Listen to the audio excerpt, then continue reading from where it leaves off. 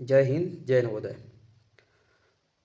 जैसा कि आजकल जो चर्चा में चल रहा है यूजीसी।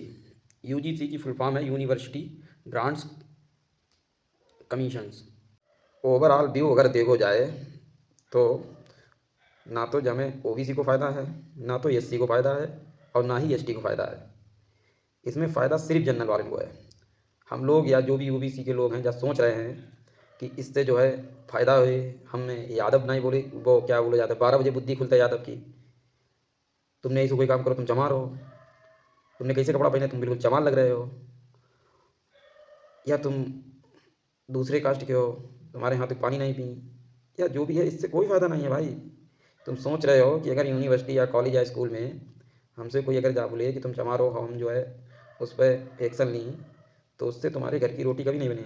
रोटी जब ही बने जब तुम्हारे हाथ में नौकरी होए, पैसा होए। तो इसमें आरक्षण ओबीसी वालों को कुछ नहीं है, सिर्फ बेवकूफ़ बनाओ उनको है तरीका। और तुम साले बेवकूफ़ बन रहे हो और बनो, ज़िंदगी भर बेवकूफ़ ही बने हो। से भी ज़्यादा सोचने वाली जा बात है कि जनरल कास्ट के लोग विरोध क्यों कर रहे हैं, मतलब इनके दिमाग में ऐसी क्या बात आई और इन्हें क्या फ़ायदा हो वजह से।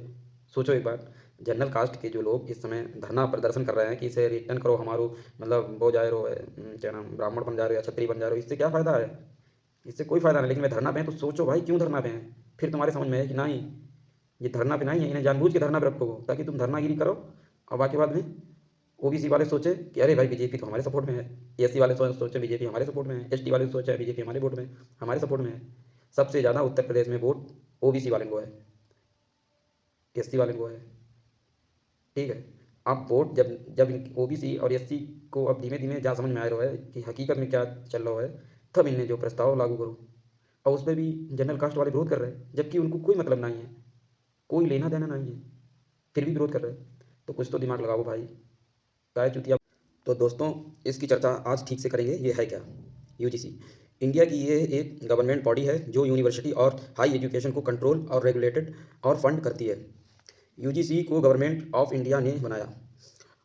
यूजीसी जो बनी थी ना, वो गवर्नमेंट ऑफ इंडिया से बनी है। लेकिन लेकिन आइडिया और रिकमेंडेशन आई थी डॉक्टर सर्वपल्ली राधाकृष्ण की कम्युनिटी से डॉक्टर सर्वपल्ली राधाकृष्ण की कम्युनिटी से। थोड़ा इसको डिटेल में देखते हैं कि है क्या। Doctor Sarvepalli Radhakrishna university education commission 1948 से 1949 के चेयरमैन थे। किसके थे? University education commission. Doctor Sarvepalli Radhakrishna university education commission 1948 से 1949 के चेयरमैन थे। इनकी रिपोर्ट में कहा गया है कि 1953 में यूजीसी स्टार्ट की और 1956 में पार्लियामेंट में यूजीसी एक्ट पास किया गया। ये पहले तो मतलब सेंट्रल यूनिवर्सिटी में ही मतलब इसको पास किया गया था, लेकिन उसके बाद कुछ टाइम बाद स्टेट और प्राइवेट यूनिवर्सिटी में भी इसको लागू कर दिया गया था। इसमें होता क्या क्या था? फंडिंग यूजीसी के अंडर में क्या आता था? फंडिंग देना, क्वालिटी कंट्रोल करना, रिसर्च और टीचर लिमिटेड पावर। आजकल जो न्यूज़ में बहुत चल रहा है कि यूजीसी, आजकल जो न्यूज़ में चल रहा है उसका मेन रीज़न यूजीसी के नए इक्वलिटी है। 2026 जैसे रिसेंटली भारत ने सभी कॉलेजों और यूनिवर्सिटी के 2026 में रिसेंटली भारत के सभी कॉलेजों और यूनिवर्सिटी के लिए लागू किया गया है। और उसके बाद में और उसके बारे में देश भर में काफ़ी चर्चा और विरोध हो रहा है।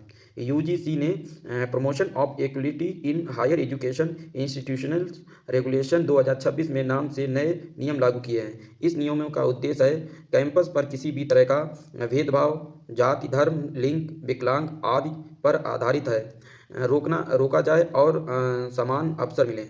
मतलब कि जो जातिवाद करते हैं, उसके बाद में लोगों को विकलांग बोलते हैं या कोई भी कमेंट करते हैं, उस पर इसको लागू किया गया है।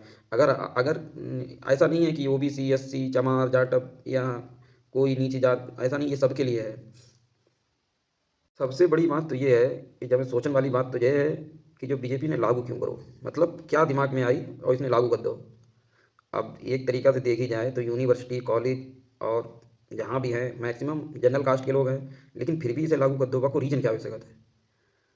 तो इसमें अब सब उससे बड़ी बात तो जा रहा है कि इसमें कोई फ़ायदा नहीं है, ना तो ओबीसी की फ़ायदा है ना एससी की फ़ायदा है। सीट में कोई इम्प्रूवमेंट नहीं है, ना ही कोई मतलब, ना ओबीसी में जो भी 76 जातियाँ आती हैं, इनमें कोई मतलब वो नहीं इम्प्रूवमेंट की, मतलब तुम्हें आरक्षण मिल जाए या एससी को आरक्षण मिल जाए या जनरल कास्ट को आरक्षण मिल जाए, आरक्षण से रिलेटिव कोई इसमें मतलब वो नहीं है। ठीक है। अब इससे बीजेपी का फ़ायदा क्या है, 2027 में चुनाव कहाँ पे, उत्तर प्रदेश में।